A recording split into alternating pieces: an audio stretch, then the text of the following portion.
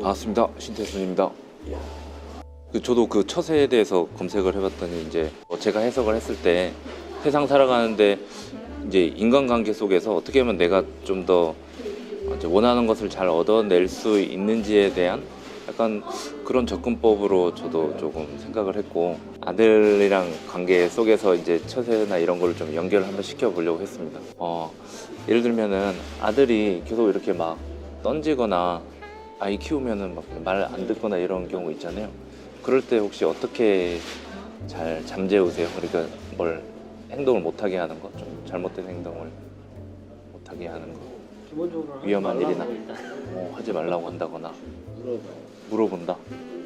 어떤 왜 그러는? 왜 그러는지. 아빠가 좀 지금 들어줄 마음이 있는데 이야기를 들어주려고 하는데 얘기해 줬으면 좋겠어요. 요즘에 너무 훌륭하십니다. 이것 때문에 힘들어요. 나는 다치는 거 말고는 다 해보라 그래. 계속 가만히 할 때가 내버려. 끝까지 한번 어떻게 되는지 한번 본다.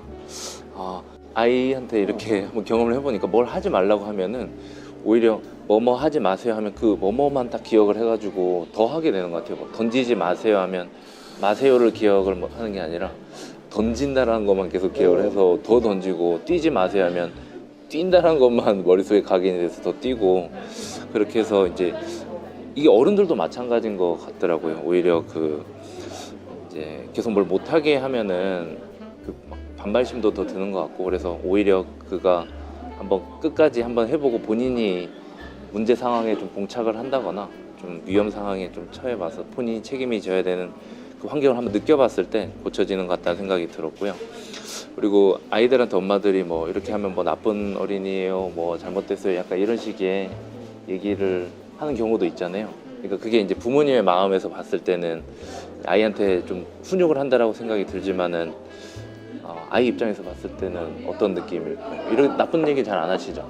그러니까 어떤 그 행동을 가지고 바로 어른의 입장에서 아이를 그렇게 판단 내려버리거나 이제 비난하는 것 자체가 이제 좋지 않은데, 어른들 상황에도 마찬가지로 누가 잘못한다고 했을 때 그 사람을 뭐 비난하거나 뭐라고 하면은 사실은 그 비난받는 상황에서는 약간 괜찮은 척 하지만은 속으로는 오히려 더 반박하고 싶고 이제 반발심이 더 많이 생겨서 오히려 더 적을 만드는 경우가 생기는 것 같아서 아이를 보면서 이제 그런 얘기를 들었고, 그리고 뭐 애가 이렇게 어린이집에 가거나 이럴 때 좀 안 나가려고 하는 경우 많이 있잖아요. 그럴 때 이제 뭐 이렇게도 회유해보고 저렇게도 해보고 뭐 하다가 이제 우리 초콜릿 먹으러 갈까요? 뭐 이렇게 얘기를 하면은 초콜릿 이러면서 또 뛰쳐나가는데, 보니까 이제 듣고 싶은 얘기를 먼저 사람들한테 해주는 게 좀 중요한 것 같아요. 내가 하고 싶은 얘기를만 하는 거죠. 애한테 빨리 가야 된다, 빨리 급하니까 가야 된다 이런 게 아니라 걔가 일단 먼저 듣고 싶은 얘기를 꺼내주는 게 이제 좀 도움이 되는구나 생각을 했고, 인간관계에 있어서도 그 사람이 상대방이 뭘 원하는지를 먼저 파악을 해서 듣고 싶은 얘기를 먼저 해야 내가 얻을 수 있는 것도 더 빨리 얻을 수 있는 것 같다. 그래서 항상 자기는 자기 생각만 먼저 생각하지만은 남이 듣고 싶은 얘기를 먼저 한번 고려를 해봐야지 처세를 하는 데 있어서 내가 원하는 거 얻는데 좀 도움이 되는 것 같다는 생각이 들었고, 그리고 아이들이 보면은 장난감 가지고 놀면은 금방 또 질리더라고요. 근데 비슷한 건데 조금만 달라도 또 금방 또 새로운 장난감에 반응하는 거 보면서 계속 이런 식으로 한번 연결을 시켜봤습니다. 그러니까 선물이나 이런 걸로 사람들 마음을, 아이의 마음도 이렇게 바꿀 수 있는 것처럼 이제 어른들 사이에서도 이제 선물 같은 거, 새로운 것들을 좀 경험하도록 해가지고 좀 얻을 수 있는 것 같다.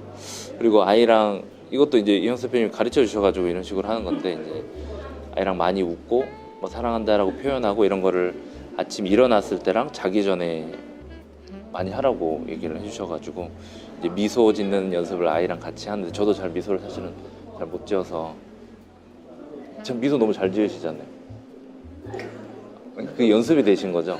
근데 저 연습이 안 되는데 이게 아이한테 갈까봐 제가 너무 무섭더라고요. 그래서 일부러 아이한테 대물림이 되면 안 될 것 같아서 저도 일부러 같이 이렇게 미소를 짓는데, 그러니까 미소에 대한 얘기로서 제가, 왜냐면 그게 아이한테 나중에 컸을 때 얘가 살아가는데 저는 10억, 100억 이상 가치가 있다라고 생각이 들어서 아빠로서 해줄 수 있는 게 이제 그런 거라고 생각을 하는데, 명언 중에 이런 게 있더라고요. 참, 미소 짓지 않을 거면 장사하지도 말라라는 이런 얘기가 있더라고요. 이게 맞는 말 같거든요. 왜냐면 들어갔는데 되게 우울한 표정인 분들 많이 있고 하면 거기 다시 가고 싶지 않은데, 그래서 일부러 미소 연습을 해가지고 이제 그걸로도 이제 내가 원하는 것을 인간관계 속에서 얻을 수 있는 것 같다. 그랑 아이들한테 그 선택권을 주는 질문을, 이것도 배워서 하는 건데 이제 아이한테 이제 적용을 시켜보지만은 어른들한테도 마찬가지로 조금 강압적으로 본인이 뭘 선택하게끔 만드는 게 아니라 질문을 통해 가지고 스스로 선택하는 느낌이 들도록 하면은 반감이나 좀 그런 게 좀 덜한 것 같더라고요. 스스로 동기부여가 됐다라는 느낌이 들어서. 그래서 어떤 뭐 이렇게 하면 너가 좋은 거지, 뭐 아니면 이런 선택안이 있는데 둘 중에 네가 선택을 해봐라, 뭐 약간 이런 식으로 사람들을 회유할 때 그한테 뭔가 결정권이 있는 것처럼만 해줘도 이제 그 사람이 더 잘 움직이는 그런 상황이 발생하는 걸 보면서, 아이를 보면서 테스트 해봤던 거에 어른들한테도 똑같이 적용된다라고 생각이 들어서 이렇게 한번 정리를 해봤습니다. 감사합니다.